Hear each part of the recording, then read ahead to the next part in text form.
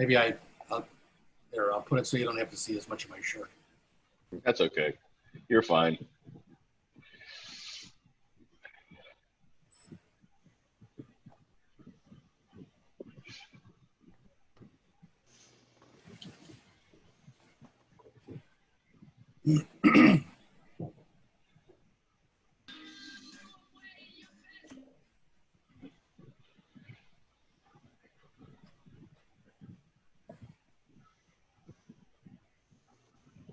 Well, we still have 4 minutes before we can start.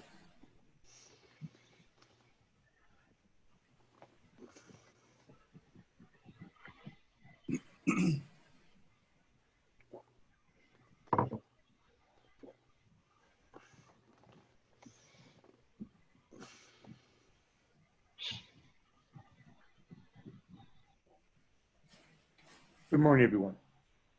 Morning.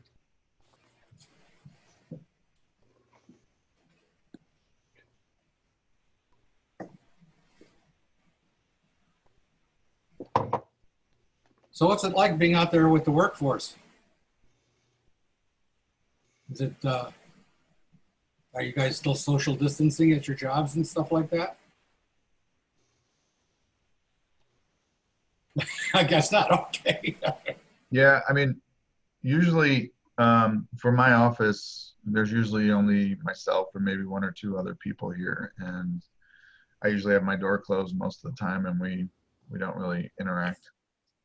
And my company requires me, I got to fill out like a 5-page questionnaire every time I enter the office. You know, like, if I talk to anybody with COVID, am I sneezing, temperature? So, and the only reason really I come into the office is I just, at home, I've got 3 little monkeys that are jumping off the walls all the time, and it's hard to have a dedicated space to work.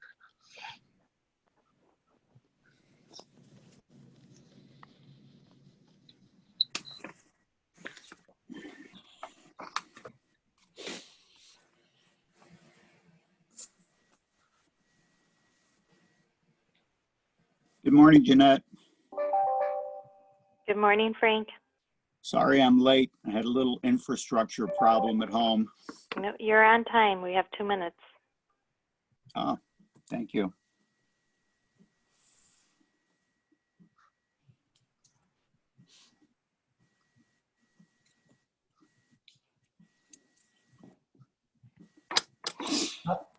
Just before meetings start, this is the awkward time because usually when you're sitting at a meeting and waiting to start, everybody's just staring out into space and not looking at anything, you know, waiting for it to start. But now we're forced to look at each other. Yep. Nightmare. Having ex parte communications. Joe, is that a good thing or bad thing, looking at each other? Depends. Some people are good to look at, others aren't. I bet I'm scary. But this beard. Looks like Dennis's cousin showed up. Yeah, yeah, exactly. Well, hopefully Friday I have good news from my oncologist and I'll be out of quarantine. Good. We have everybody except Karen. Karen and Alderman Dunn from Elmhurst. Oh, okay. Well, we got 1 more minute.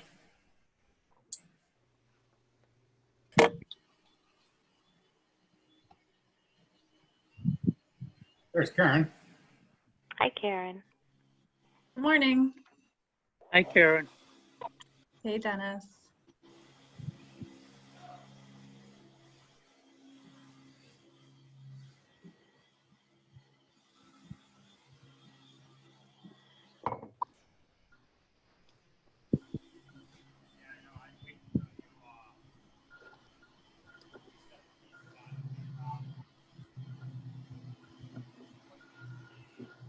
There's Alderman Dunn. Whenever you're ready, Chair. Okay. I'd like to call the meeting to order, the Fly Quiet Committee meeting, Thursday, August 20th, 2020, 9:30 a.m. Jeanette, would you make a voice roll call? Yes. Bensonville, He's Here. City of Chicago 39th Ward, Here. Des Plaines, Here. Elmhurst, Here. Harwood Heights. Harwood Heights, you have to unmute, Mayor. Okay, got you. Niles, here. Park Ridge, Here. River Grove, Here. Schaumburg, Here. Schiller Park, Here. and Wooddale. Here. We have a quorum. Very good. All right, do I hear an approval for the June 23rd, 2020 Fly Quiet Committee meeting minutes? So moved. Second. All right, we need to do another voice Yes. approval. Bensonville, Yes. City of Chicago 39th Ward, Yes. Des Plaines, Aye. Elmhurst, Aye. Harwood Heights, Niles, Here. Yes. Park Ridge, Yes. River Grove, Yes. Schaumburg, Yes. Schiller Park, Yes. and Wooddale. Here. Yes. Thank you. All right. We're to ONCC member comments. Anybody out there have anything to say? Yep. Time's up. Next, interim flight quiet resumes on September 2020. Ryan, you have something to say about that? Was calling because she had talked to me about a glare issue. Yeah, first, let me just say, can everyone make sure they're My muted? rep Finale reached out. I reached out to him. He gave me some information. I guess he's been working with a company. I guess it's just through COVID. So he was, but this is prior to COVID. I'm going to go ahead and mute anybody that's not muted. She contacted you, blah, blah, blah. She has many times. He's trying to work with them. They said that they had did some work at the place to shield the lights a little bit better. She still doesn't think that this is right. She said it's going against the ordinance. Who's it? Did everybody get that? Yeah. It so- was someone from the village of Elk Grove Village wasn't muted, so I went ahead and muted. Oh, okay. I get Okay. it. Good morning, Ryan. everyone. Yes, good morning, everyone. Yes, so the interim flight quiet resumes next month. Aaron, did you want to touch on that highlight? Yes, good morning, everyone. We are planning to resume the IFQ on Sunday night, September 13th. We have drafted the weekly calendar. It will be, Ryan, correct me if I'm wrong, it's 20 weeks 29 through 48. Correct. We have drafted it. We're circulating it within the CDA to make sure that we have no edits to make. We're also coordinating that with the FAA just to make sure, again, there's no planned work that we need to be mindful of in case we need to make some kind of alternate, configuration for any particular week. My goal is to finish that within the next probably 7 or 8 calendar days and then release that so that all of you can begin outreach in your individual communities.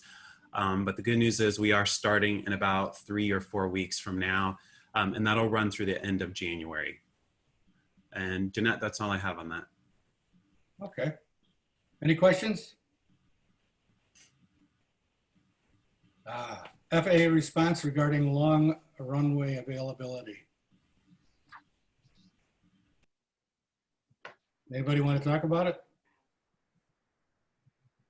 Well, I guess I will say that, that it's good that we have this response.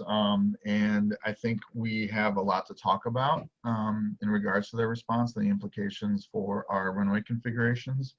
And I would like to do that at the, if Chair, if you agree and others agree that we can cover that in more detail at the September meeting.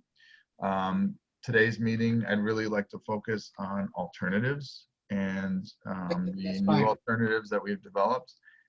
And then this long runway implications that we can kind of go into more detail in September, how that may affect the configurations that we have and how we can make them fit into alternatives moving forward.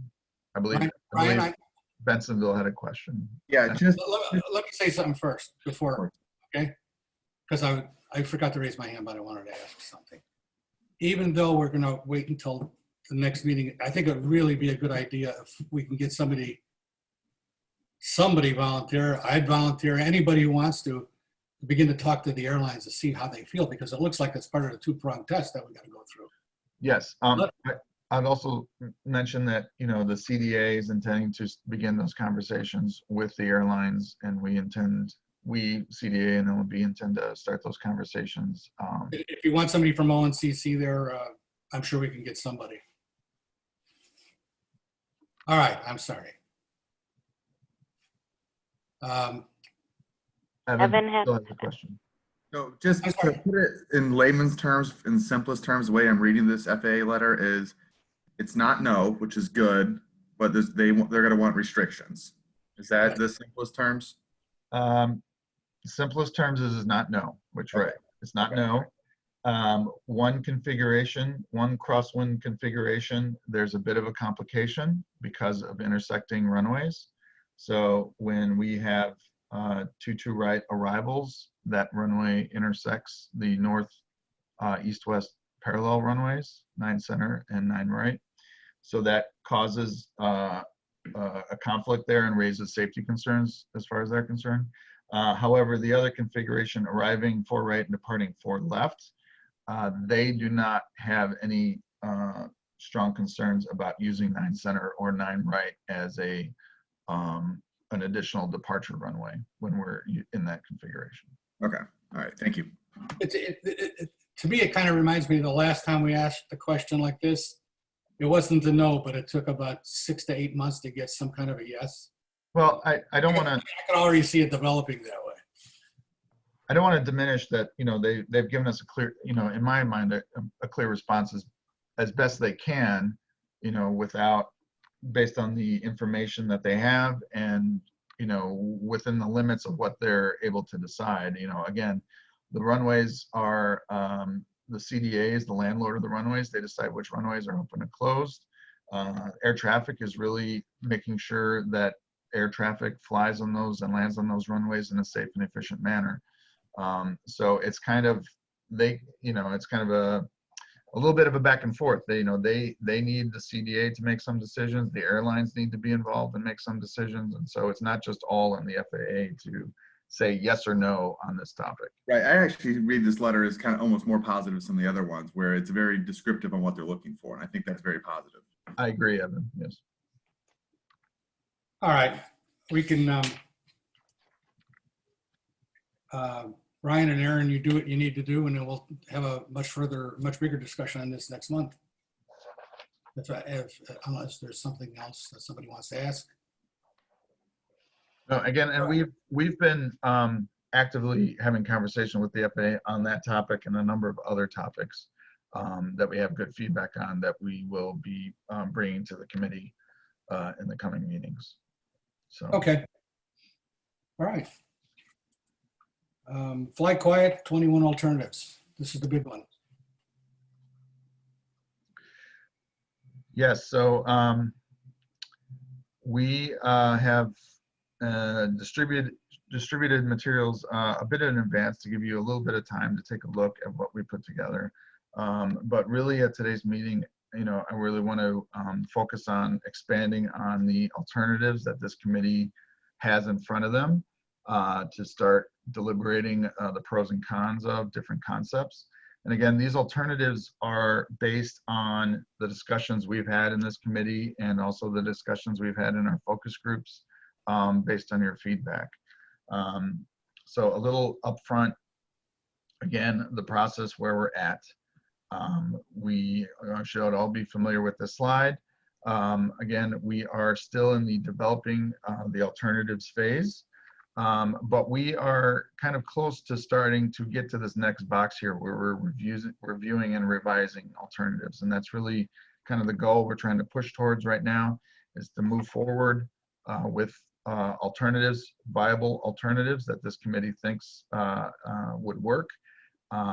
Take a look at those in more detail so that we can refine them and get to a point where we can make a committee recommendation to the full ONCC commission, and thereby them kind of making a formal request to the CDA to implement this new plan. And this pyramid is kind of what I look at as kind of the steps moving toward that ultimate goal, that ultimate ONCC approval of a new flight quiet program.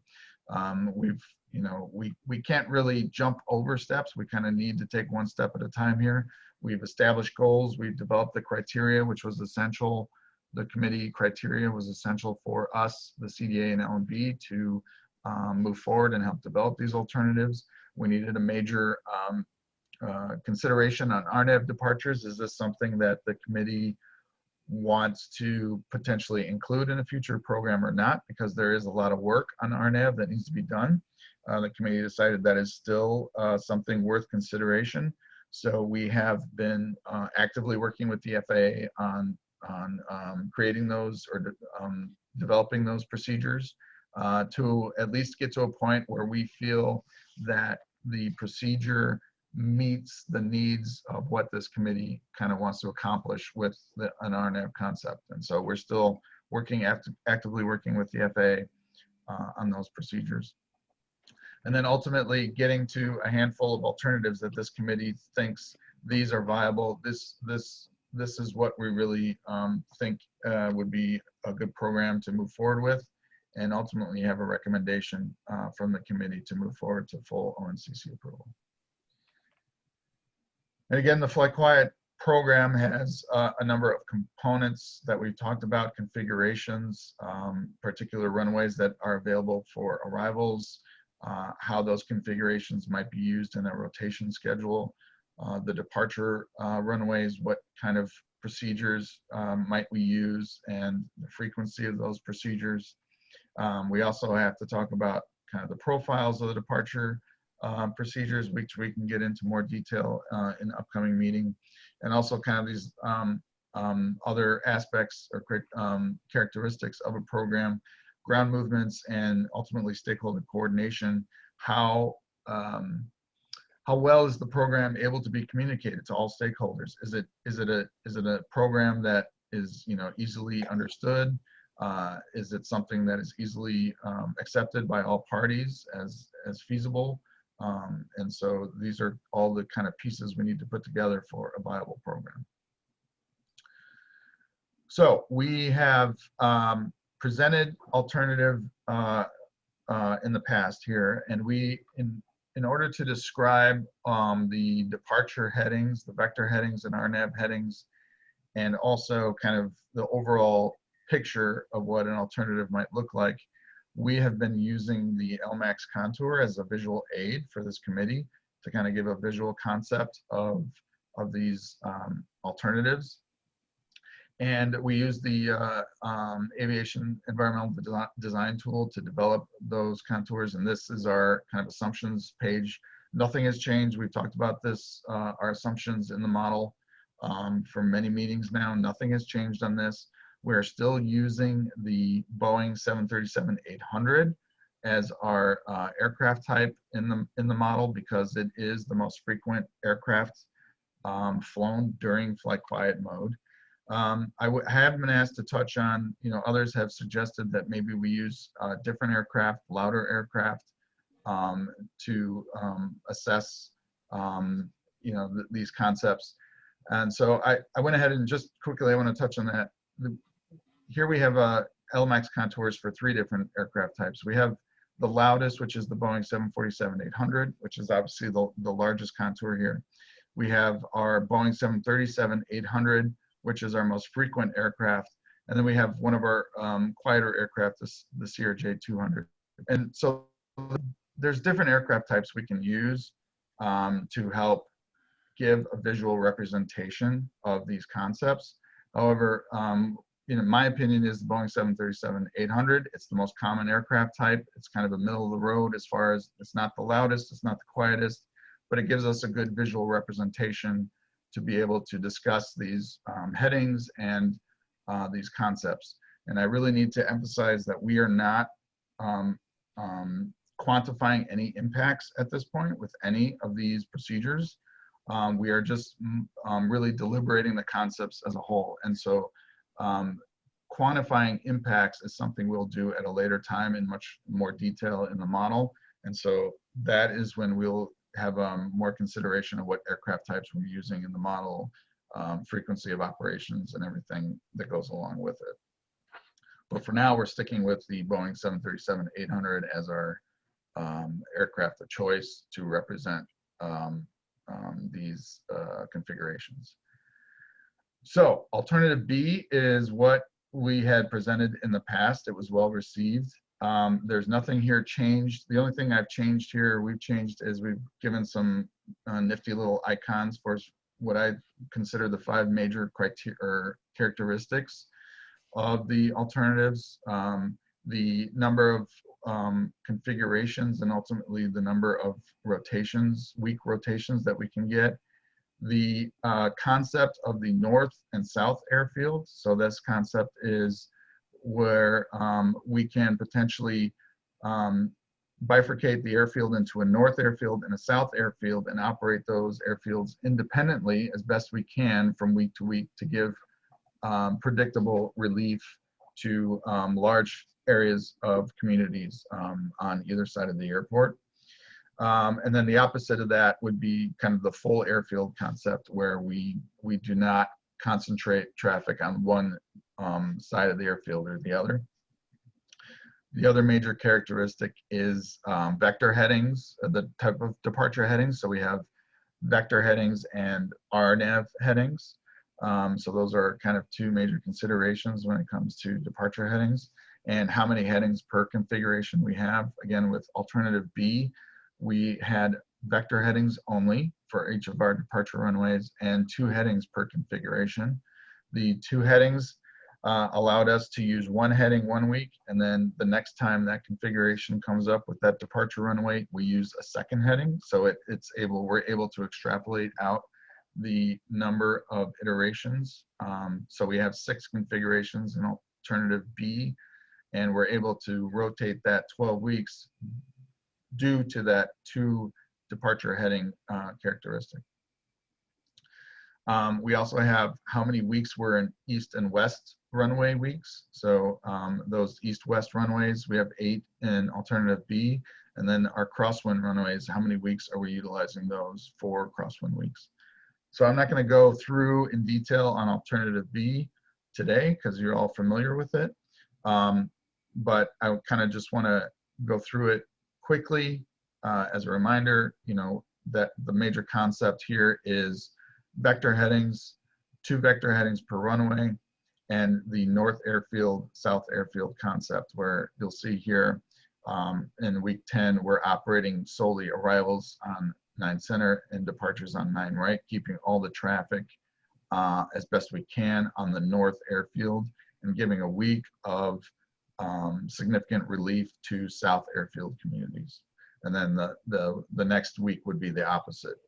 South airfield concentrated traffic, aircraft turning to the south, giving predictable, significant relief to communities on the north airfield.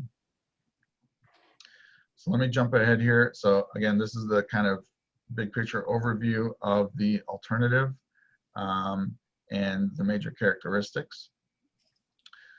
So now I'd like to talk about the new alternative. This is what we're calling alternative C. And before I get too far ahead of myself, I need to mention, so we're naming these alternatives, A, B, C, D.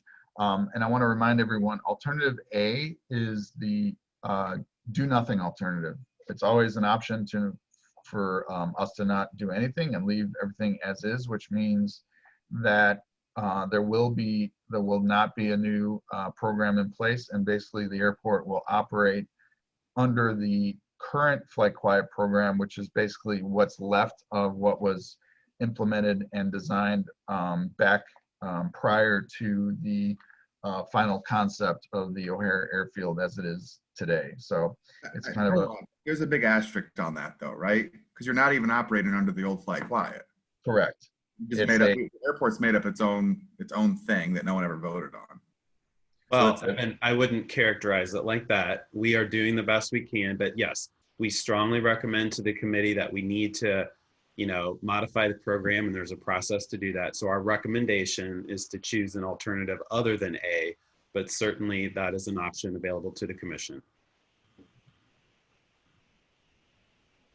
So alternative C is a new alternative, and the major difference is, and there's only one major difference between alternative B and C, is that we are going to use RNAV departures on our crosswind departure runways as opposed to vector headings. So this alternative is the exact same as B. The only difference, and we kind of highlighted the icon here in red to show the difference between this and alternative B, is that when we're in configurations L or I and we're departing those crosswind runways, we are using the RNAV procedure as opposed to a vector heading. So really that's the only difference. And the rotation, the configurations are the same, the schedule is the same. The only difference is when we get to a crosswind week, you implement a RNAV procedure off of that crosswind runway. For week 3, you'll see here on forward left, we're doing an RNAV procedure departure, which the intent is to stay in as best it can in the most compatible land use areas in that corridor. And then again, it remains the same concept until we get to the crosswind week. Again, week 6, now we're departing 22 left. Again, an RNAV departure, intending to keep aircraft as tight as possible along that compatible land use corridor on the tri-state. And we also are not using 2 departure headings for our crosswinds. It's strictly RNAV only. So we're not, on the next iteration of these configurations, we're not switching to a vector or a different RNAV heading. It's the same RNAV heading. Okay. So that's the major difference and characteristic of alternative C. So again, it's the same as B.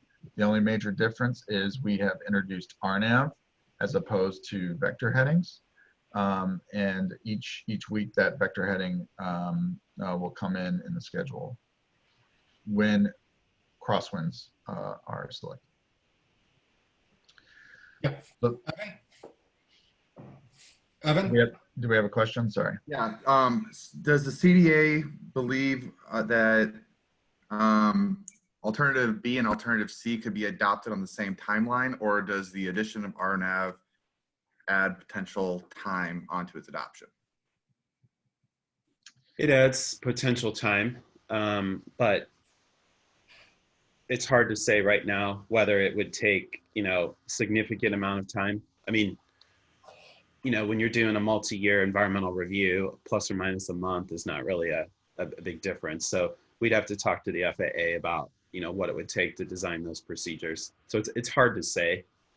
Follow-up. I think though a good rule of thumb is additional complexity typically takes a little bit longer to review. There's just more stuff to review. As a follow-up question, could alternative B be adopted and then RNAV procedures added at a later date? Not unless that's adopted in the plan and we put that in the document on day 1. I'm not doing multiple environmental reviews. So we can do that, but you're talking about, we would have to identify, estimate how long would B be in play before the RNAVs are activated. So yes, that can be achieved, but that's a variation on the theme and that adds a different kind of complexity. Well, you guys know my position on the RNAV procedures, but I think that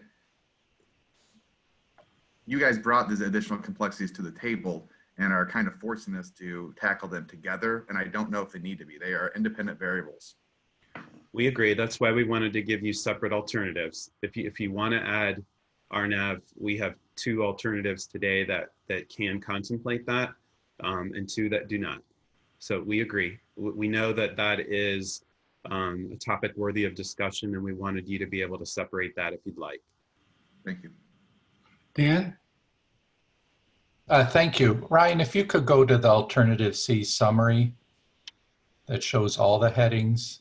So in this one, there's still runway heading departure shown. Is that just an error? Yes, that's an error. So yeah.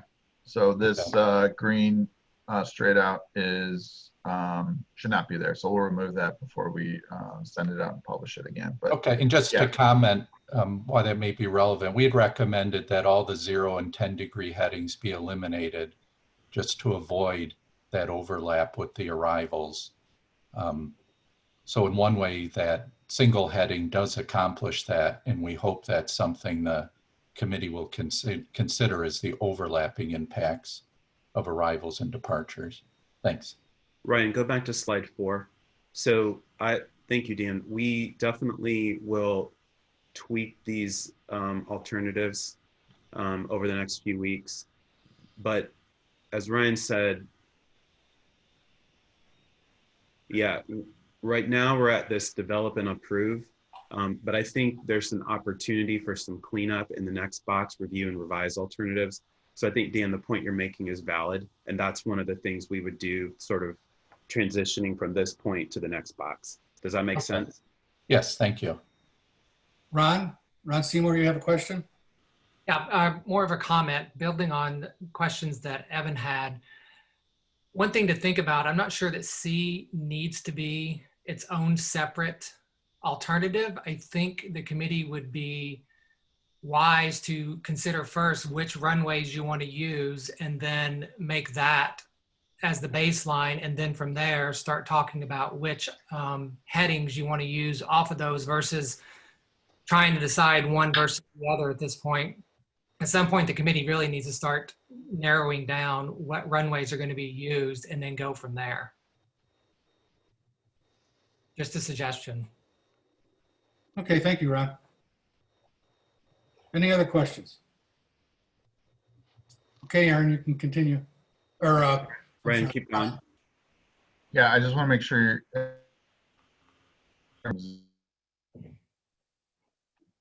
Ryan, we can't hear you.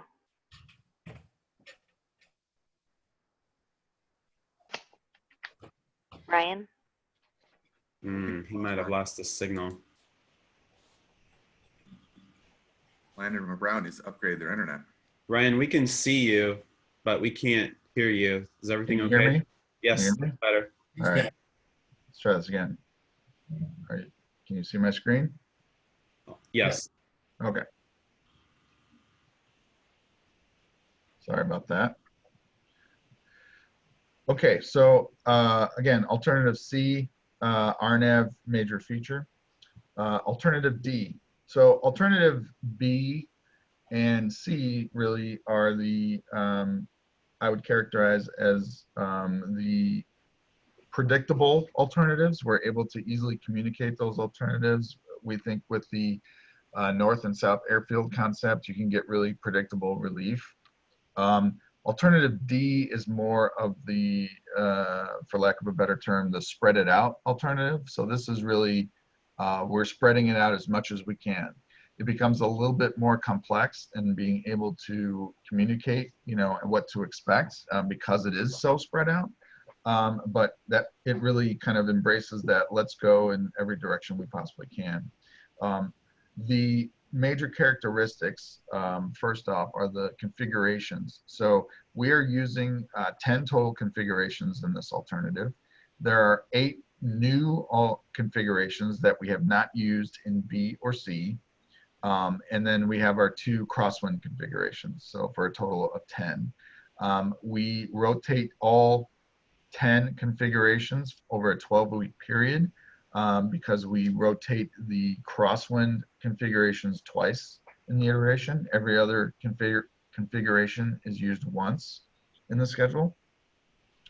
The other major characteristic is the full airfield versus north and south airfield. This concept utilizes the full airfield concept. So each configuration uses a runway on the north airfield as well as the south airfield. So there is no isolation to north or south. Vector headings, we are using vector headings only, no RNAV. In this alternative, we are only using one heading per east-west configuration and two headings because we used it twice in the schedule. The two crosswind runways will have two headings. So one heading for each time it comes up. For instance, configuration I, when we're departing 22 left in week 3, 196, and then when it comes up again in week 9, we'll use a 246 heading. Also, I should note the headings are using what we think is probably the most the largest turn that we think is feasible at this point, a 25-degree turn from runway heading. The other alternatives did have 10s and 20s and runway heading, so 0 turns. So this uses the maximum turn we think is feasible, about 25 degrees.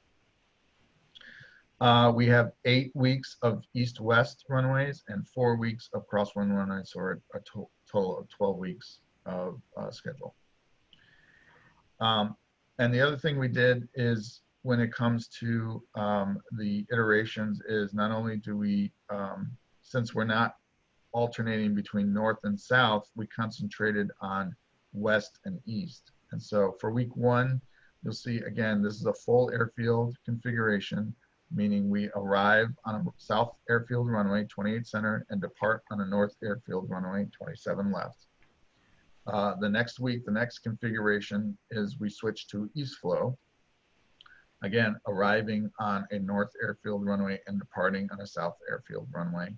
And then week 3, we switch to the crosswind runways, to west flow. So we have west, east, west, and then we go back to east flow. Again, north airfield departure runway, south airfield arrival runway, west flow, north airfield departure runway, south airfield arrival runway, crosswinds. And then again, we continue that iteration of west flow, east flow, crosswind, west flow, I'm sorry, east flow, west flow, crosswind. And again, all the runways being utilized are either a north airfield departure or arrival paired with a north airfield arrival or departure. So Ryan, this is important because essentially in this pattern, the crosswinds are used every 3rd week, right? Weeks 3, 6, Correct. 9, 12. Correct. I have a question. Can I ask Evan a question? Evan? Yeah. How much relief do you get if each alternative requires you to fly over the north end of the runway in some fashion? In Bensenville, I mean, does that give you any kind of relief? I'm having trouble flying over the north end of the runway. Now, when we're using, with these alternatives, you're either going to be departing 2 out of the 3 weeks. You're either going to be departing. I see what you mean. So by using 10L, how much relief do we get? 10L is about 1,000 feet north of our residential, so it's mostly over industrial. So there is significant relief of using 10L rather than 10C. Okay, thanks. Okay, so as we walk through each week, again, we have that 25-degree turn off runway centerline. So week 1, we have a 27 left departure turning to a heading at 295, paired with a 28 center arrival on the south airfield. We switch opposite flows on week 2, 9 center arrival on the north airfield, paired with a 10 left departure on the south airfield, turning 25 degrees off runway centerline to a 115-degree heading. And then week 3, we use a crosswind. Again, not using RNAV, a 22 right arrival and a 22 left departure, turning to 196 degrees. And then back to our east-west runways, 9 right departure on the north airfield, turning south to 115 degrees, paired with a 10 center arrival runway. Excuse me, Ryan, Dan has a comment. Dan? It was on a previous slide. I'll let Ryan continue and we'll back up at the end. Okay. Thanks, Joe. Week 5, flip to west flow, 27 center departure on the north airfield and a 28 right arrival on the south airfield. And then back to our crosswind runways, 4 left departure. Again, vector heading to 014 degrees, a left turn, and a 4 right arrival. Back to our east-west runways, west flow, 28 right departure, turning to 295 degrees. As you'll know, we currently have a 290 vector heading off of 28 right in our current program. So this would be even more of a turn to the north than we have today, paired with a 27 left north airfield arrival. Flipping to east flow, 9 right arrival on the north airfield, 10 center departure on the south airfield with a left turn to 065 degrees. Week 9, back to our crosswinds, 22 right arrival paired again with its counterpart 22 left departure, right turn to 247 degrees. Week 10, back to east flow, east-west runways, 9 center departure, turning to the north 065 degrees paired with a south airfield 10 left arrival. Week 11, a 28 right departure, this time turning to the south 245 degrees paired with a 27 center arrival. And then back to our crosswinds, 4 left, turning to the right 064 degrees paired with its counterpart, the 4 right arrival. And so here on the overview slide, you really get kind of a sense of how spread out it is with those turns we have on the vector headings. We're using as many arrival runways as we can, as many different configurations. And so we have a very, as I characterize, spread out alternative. Again, 12 weeks, utilizing 10 configurations, the full airfield concept, vector headings only, 8 weeks of east-west runways, 4 weeks of crosswind runways. Are there any questions on alternative D? Evan has one. So if we go to slide 48, does this configuration, I always forget the procedure name. We had a whole session on it one time, but where a pilot on the arrival has to go through or whatever that's called and he's arriving and then has to take off again. Does this create a problem because you've got the departure runway now crossing that? So what you're referring to is a missed approach. So if we have 27 left arrival that has a missed approach, basically the pilot decides, or for whatever reason, the landing is aborted and has to go around, then the aircraft flies straight out and has to come back around, and that may interfere with this departure. That's something that still needs to kind of be vetted in a little bit further detail. This particular runway heading with that arrival heading with air traffic, but as of this time, we don't have a no for this. But it's something that will have to be looked at. And again, this is an existing configuration where we have the 290, so it's really just 5 degrees more to the north. And whether that 5 degrees makes a major difference is something that, we'll have to hear back from on FAA. Brian, go back to slide 8, please. So Evan, there's something in the assumptions that I want to just flag because I think it'll help address your question.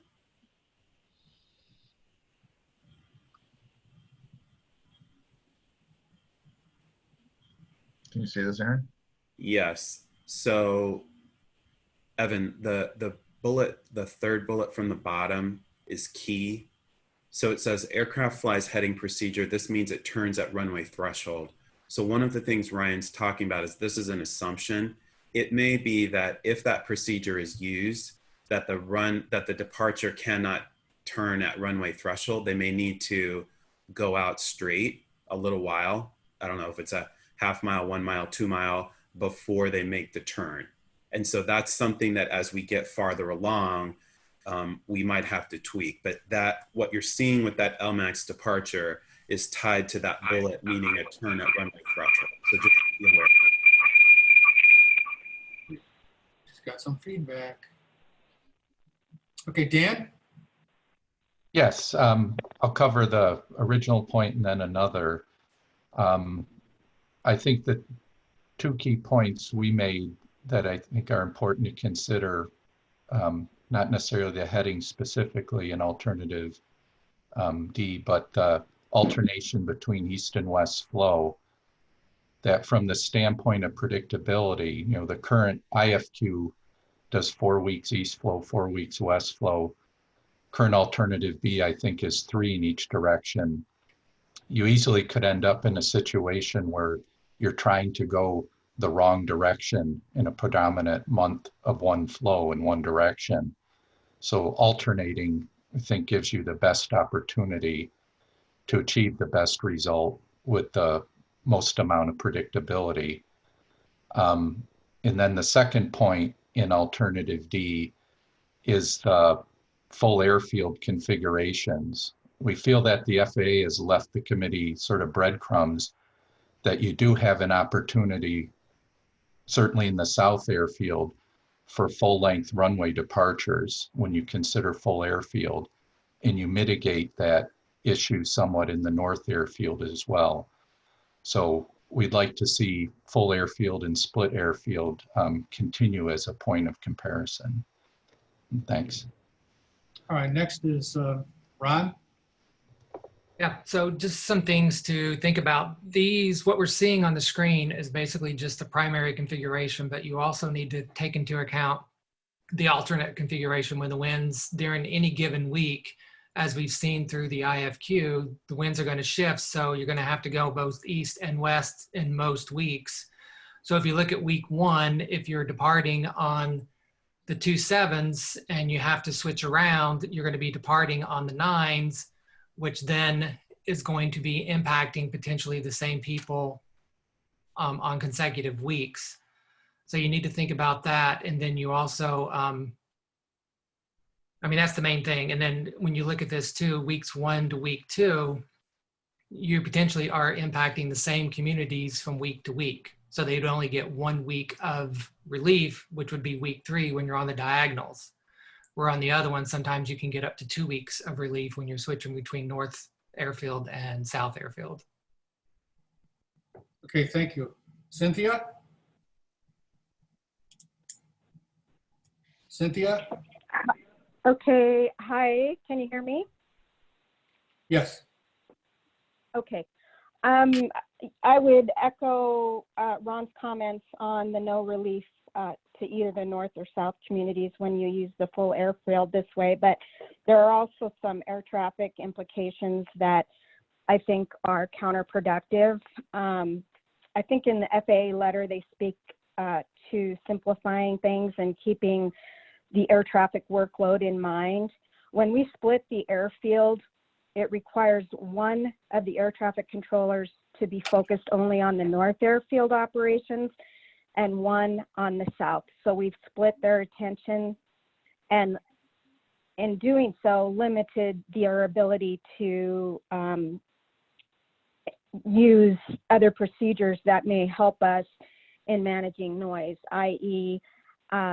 assigning that north long runway with the diagonal configuration that suits that runway. The other thing is missed approach. It will be looked at on each of these configurations. It is an issue, and if they're having to implement delays, etc., that speaks to the air traffic workload, and the split attention that we've created with this has already diminished their capacity in focusing on what's happening in the airfield. We strongly would discourage a full airfield concept. If you want to give communities relief, especially communities on either the north or the south parallels, this split airfield does not achieve that. Okay, thank you, Cynthia. Alderman Dunn? Yes, thanks. I think the point that Evan brought up on the missed approach situation is interesting. It's of concern with the full airfield, and maybe even more so with the split airfield. I do like the split airfield concept because of the relief that's given. It only hits communities every third week. But in terms of missed approach, during the day, there's a lot more traffic. I think those issues are a lot more prevalent, and that's probably managed pretty clearly. Is that true? Is there something different at night that makes a missed approach more of an issue than during the day when there's a lot more traffic? Again, so we have not been made aware of any missed approach issues to this point. So I don't want to speak to, what may or may not be the case. The FAA will definitely let us know if any of these headings paired with configurations do present an issue. But at this point, we don't have that. And Alderman, to your point, yes, during the day, we do have plenty of runways being used for arrivals and departures being turned to, various headings. So again, I can't speak. I'm going to leave that to air traffic and their expertise as to if there is in fact a missed approach concern. Great, and you mentioned air traffic. I also think that Cynthia raises a good point that having a split airfield keeps the air traffic controllers focused in one area of the airfield during the evening instead of having them looking at one person looking one direction, the other looking the other direction. So that I think is yeah, that is an interesting point, Alderman. But I will say that that's how the airfield operates today. We have 27 left arrivals paired with 28 right departures at almost every night. So that's not a foreign concept. All right, Dan, you have a comment? Yeah, just a clarification. We're not recommending alternative D specifically. What we're recommending is that these concepts continue. From the standpoint, what Ryan just said, I think we're also making assumptions on what the FAA has determined with split versus full airfield, whereas they wouldn't have given us the configurations if they weren't a possibility. So it's still important to advance concepts for comparison at this stage and not settle in to alternative B as the only answer and not have anything for comparison. The whole point of doing a noise analysis is to have alternatives to compare. Thanks. Yeah, that's a good point. Thanks. No, it's Russ. May I? What's that? It's Russ. Russ Klug. May I comment, please? Sure. Okay. Looking at the alternate D, I totally agree with Ron. I don't see much relief there for Schiller Park at all. Every runway, the full uses, seems like we, out of the 12 weeks, maybe we get 4. That's pretty quiet for most of our town. So that's how I understand it. And if I'm wrong, please tell me. Christy, it's Aaron. I have a quick question for you. Evan had talked about, one runway is aligned more with his industrial land use versus residential on 10 Center. What is true? What is the case for Schiller Park? Are the difference between 28 right and 28 Center, is that significant for Schiller Park? No, the northern runway goes over some schools and residential, and the southern runway goes over schools and more residential. We don't have any real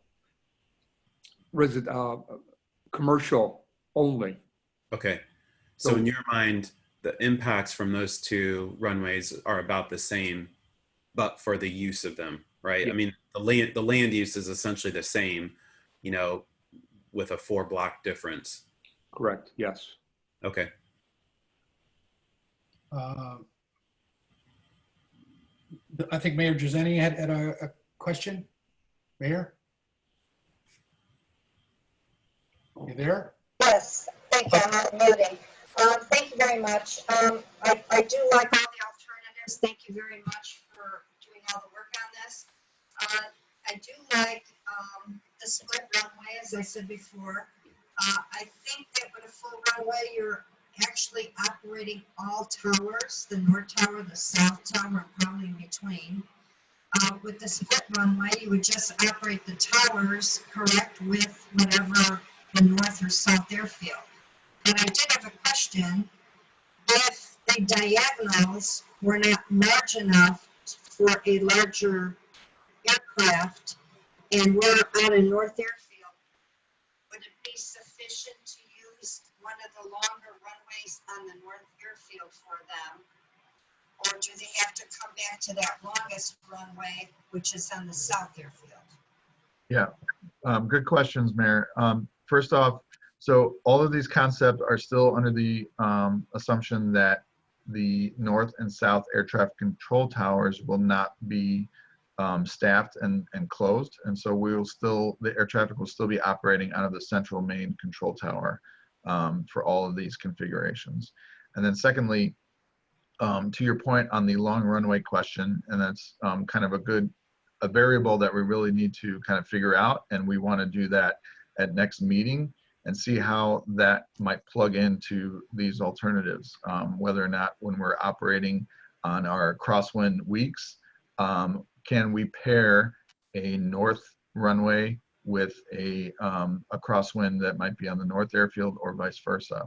And it looks, based on the FAA's response, that we may be able to do something like that. But I want to table that for the next meeting where we can talk in more detail about the long runway question and the intersection departure question. And I think once we get more detail and discussion on those two topics, we can then make those the committee can help decide decisions and make those fit into a more refined alternative that we can move forward. Right, and I appreciate you did talk about the long runways. I just want to reiterate that that's a concern for me. Yes. As far as RNAV, I do like the alternatives with RNAV, but I think that would be left up for the communities that are on the south airfield or up on the north airfield, because by utilizing RNAV, that would affect them the most. You know, by eliminating the noise, having the path go down the expressway or down the least populated areas. That's it. Okay. Cynthia?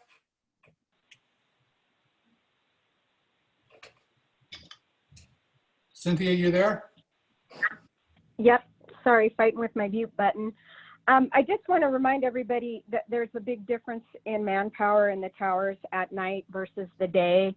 So when we look at air traffic workload at night compared to the day, we really need to consider there's only going to be 2 controllers at night. Additionally, there's runway maintenance, snow removal. There is a lot happening on that airfield at night that does not happen during the day. And those operations, you know, specifically if they involve active runways, take a lot of concentration from the towers. So I don't want to give the committee to be basing things on what we do during the day when we have 3 active towers and many, many more air traffic bodies as compared to what we do at night.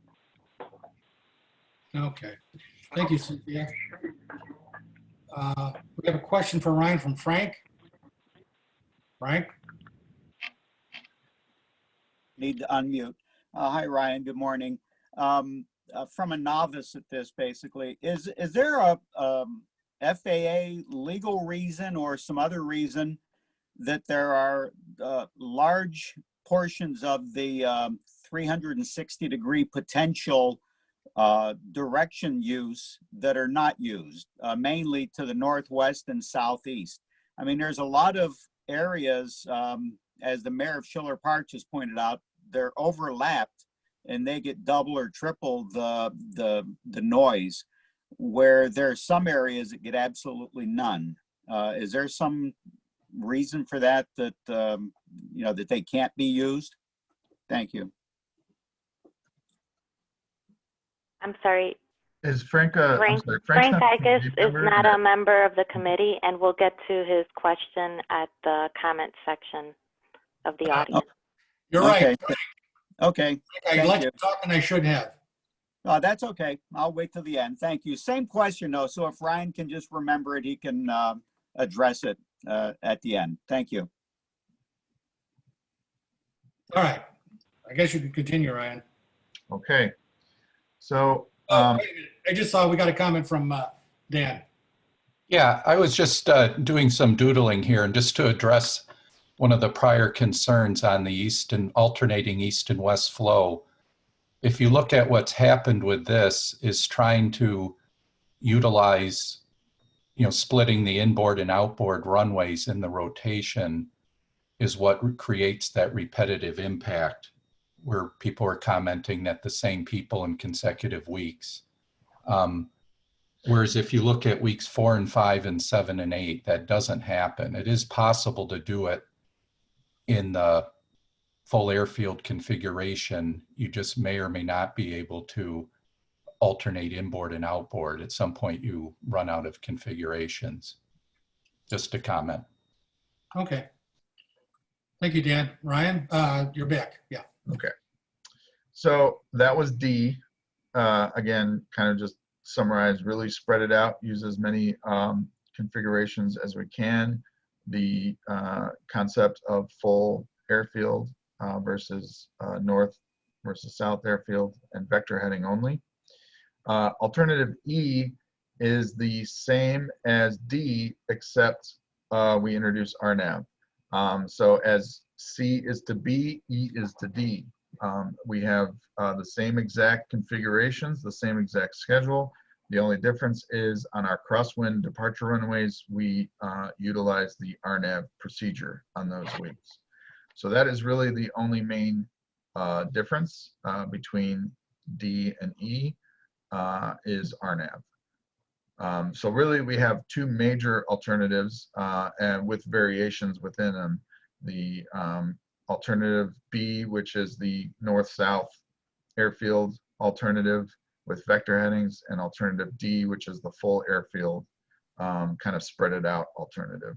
And then the variations are C and E, where we introduce RNAV for our departure headings on our crosswinds.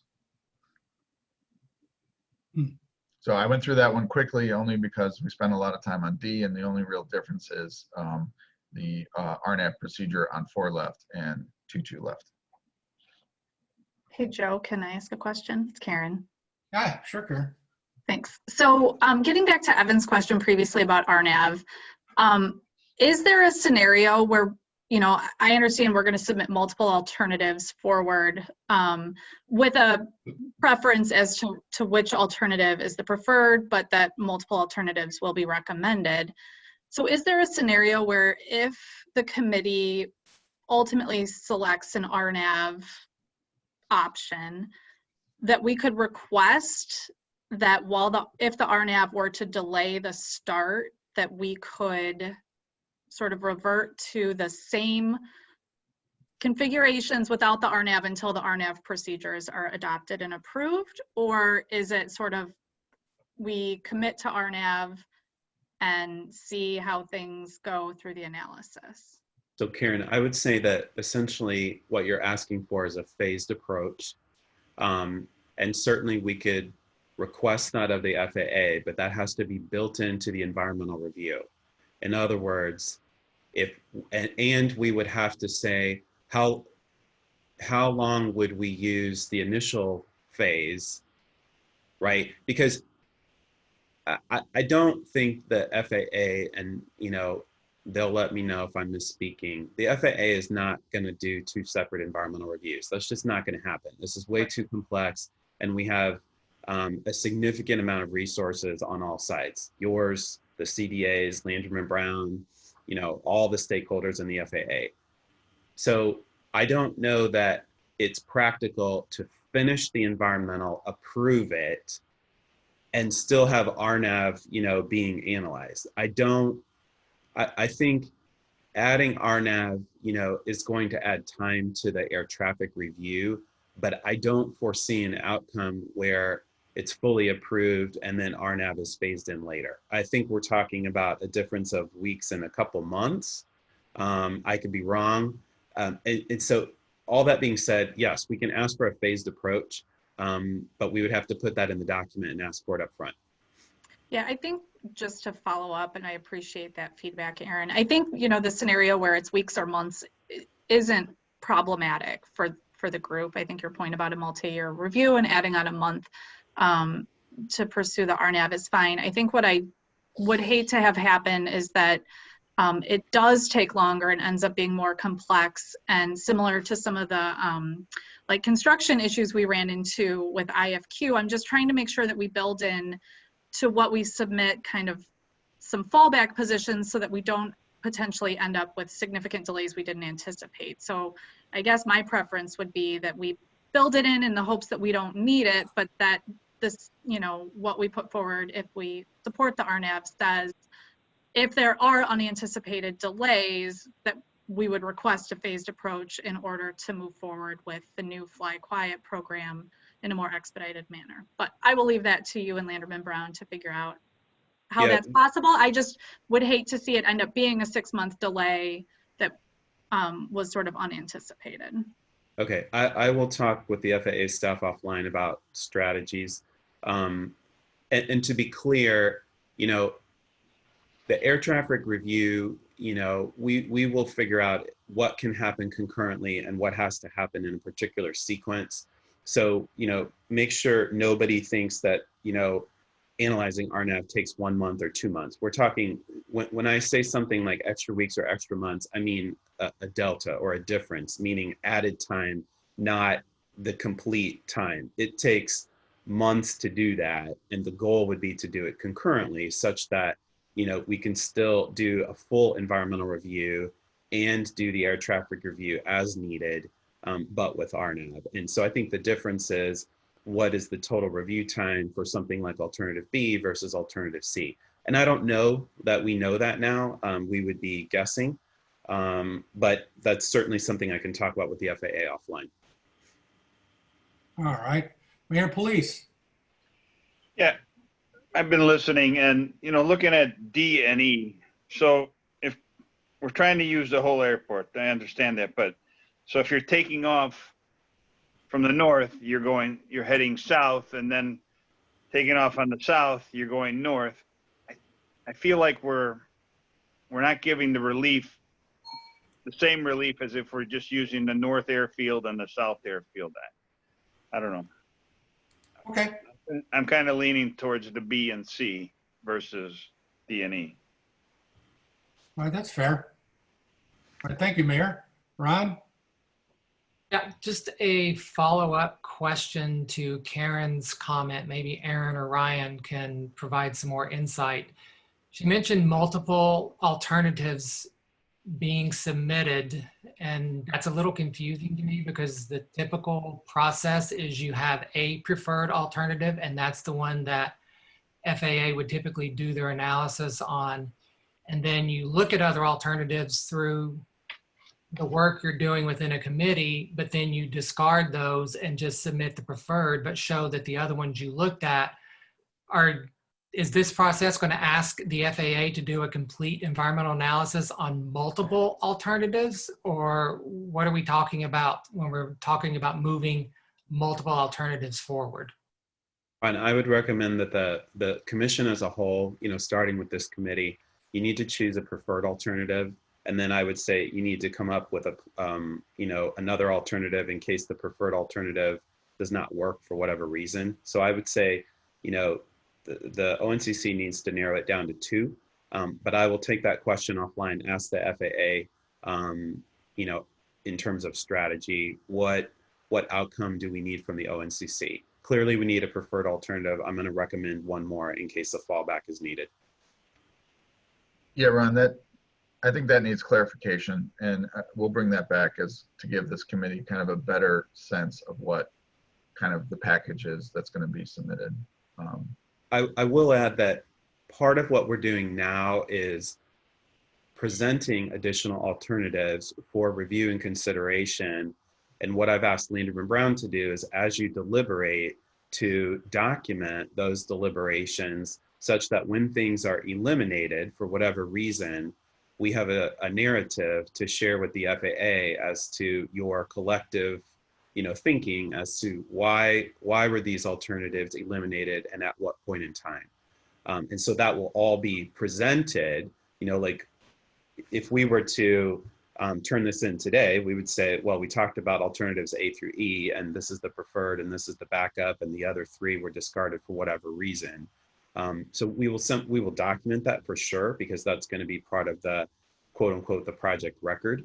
But again, you're right. We do need to narrow that down. Yeah, because the question, I mean, if the FAA is going to have to do a full environmental analysis on 2 different alternatives, that just extends the amount of time that they're going to need to complete that versus doing the preferred alternative as a single alternative. Okay, I'll ask the question and get some feedback. Okay. Let me ask this because, or let me just say this. Looks like there's a million questions here, and I think maybe some of these questions could be answered individually if you ask Jeanette during the course of the month until our next meeting. Having said that, we have 3 more people that would have questions. 4 more people have questions. What I'd hope to do is Chair, put off the questions for now. Mr. Chair, I also want to remind, and I don't want to stop anybody from, this is a great discussion we're having, and I don't want to stop anybody from asking questions, but I also want to remind everyone on the committee that, you know, in between meetings, we're more than welcome to have meetings or phone calls with you individually to discuss in detail the concepts. Correct, Evan. All right, having said all that, we have 4 more people left, and I hope we can begin to wind this down. Ron, you have something to say? I mean, I'm sorry, Dan? Yeah, I'll just pick up where Ryan left there. Is there still room in this for alternative F and G, or are we considering this the extent of the consideration? Dan, I would say the answer is yes. If the committee wants us to look at additional alternatives, we will do that, but we need clear direction. At this point, I've asked Landerman Brown to present multiple options for your review and consideration. I believe that this level of effort so far is sufficient, but the CDA is certainly welcome to analyze additional alternatives, but somebody's going to have to step up and be very specific as, you know, yes, we would like an alternative F and we would like these components. So I think what we've presented today sort of gives you the feel for what we would look at, but certainly we would do that if a specific alternative was requested. It seems to me, Dan, that what we have is the basic outlines, and if we prefer one over another, and it's a matter of tweaking one of the ones that we prefer if we want to.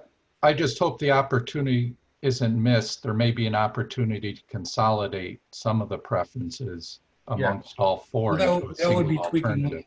So I'm gonna get to next steps here shortly, and I think that might. Let me finish up the questions here first, okay? Alderman Dunn. Okay, I'll try to be brief. I know we're time. I think that based on the information we have now on RNAV, it's clear to me that has merit, and I think it should be pursued, and I favor that at this point.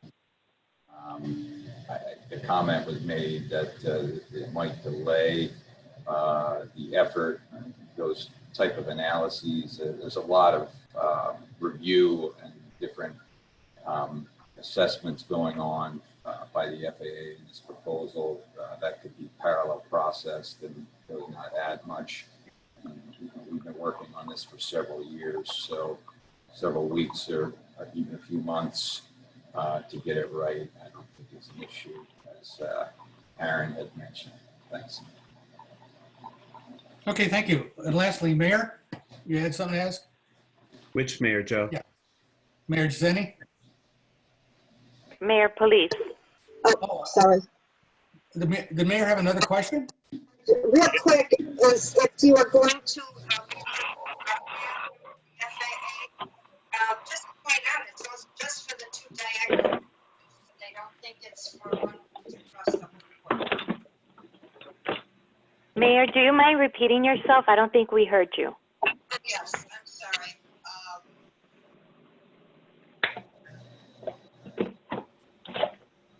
Testing 1, 2, 3. How's that?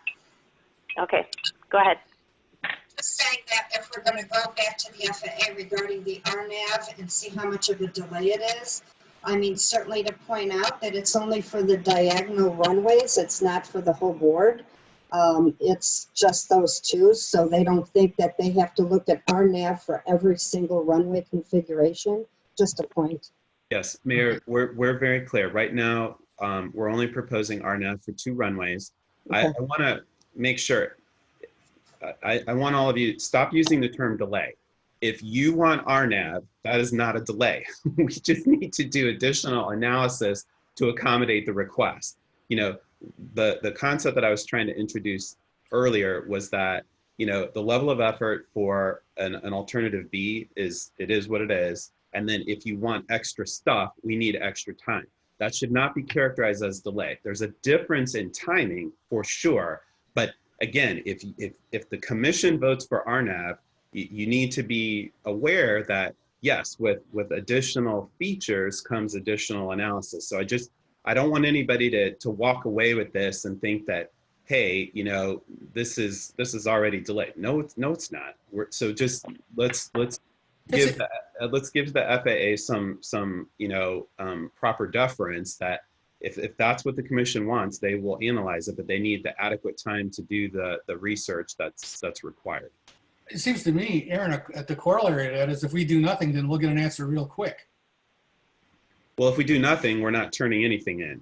Yeah, so we got our answer already. So it's not a yes or no, longer or shorter. It's what do we want?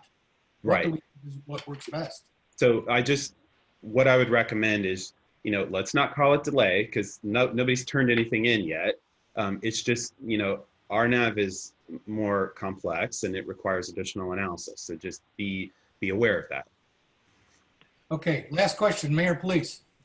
Yeah, going back to alternate B. So every runway has 2 headings, and everybody seems to be talking about this crosswinds RNAV. Couldn't you just add 2 headings for every runway and just add the RNAV to those crosswind runways? We do, Mayor. That's alternative C. No, but alternate C only has 2 headings on all the other runways, but not the diagonals, right? Right. So you're just putting RNAV on those runways, period, instead of having 2 separate headings plus the RNAV, or it's not allowed. I don't know. I'm just. Oh, Mayor, you're suggesting two vector headings and an RNAV on the crosswind runway. Right. If you're going to do the analysis, right? I mean, I can't speak for those residents because they might have homes right next to those highways, right? And they may not want those homes hit every time the diagonals are used. They might prefer split it using those other 2 headings as well. Just a question. Yeah, there are some homes on Bussey Highway which one of the RNAV headings would be. And those communities might prefer to have the headings as well as just the RNAV. I think I understand your point, Mayor. And yeah, that's something maybe we should look at. All right, Ryan, can you finish up? Sure. So again, we have our criteria here, or the committee's criteria, 10 major criteria. And we kind of laid out our alternatives that we've talked about to date. And again, the do nothing alternative A is really not going to meet this committee's needs. And so these B, C, D, and E alternatives are what we need to focus on moving forward. My intention is that the next meeting in September, and with this is of course with the permission of the chair and the committee as a whole, I would like to focus on the intersection departure question, discussing in more detail what that means, the specific locations, doing a comparison of noise, full length versus an intersection to give this committee some idea or concept of, is this really an issue or not? Also the long runway considerations, taking what the FAA feedback we've gotten from the FAA, as well as starting to discuss, have conversations with the airlines and getting their feedback. In what way can we start to incorporate a long runway consideration on those configurations where we have shorter runways, such as the crosswind wings. And also in September, if those 2 topics are not too much, we can also kind of get additional feedback on these alternatives. If committee members either can meet with us or we can talk prior to September, just to get further feedback on these alternatives so that by October, we can have more refined alternatives based on all the feedback we received. That may or may not be brand new alternatives. That's something I think we need to kind of discuss.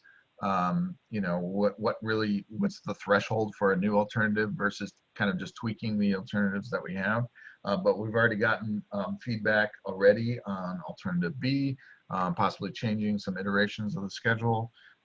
So I think our real goal is to take these alternatives to present to you what we think are the most feasible alternatives, and then from there refine those until we get to a place where we have a preferred alternative that this committee is comfortable with moving forward. Okay, thank you. You know, I just noticed that we have one more question from Alderman Dunn. Let's make this the last one, okay, guys? Ladies and gentlemen, Alderman Dunn.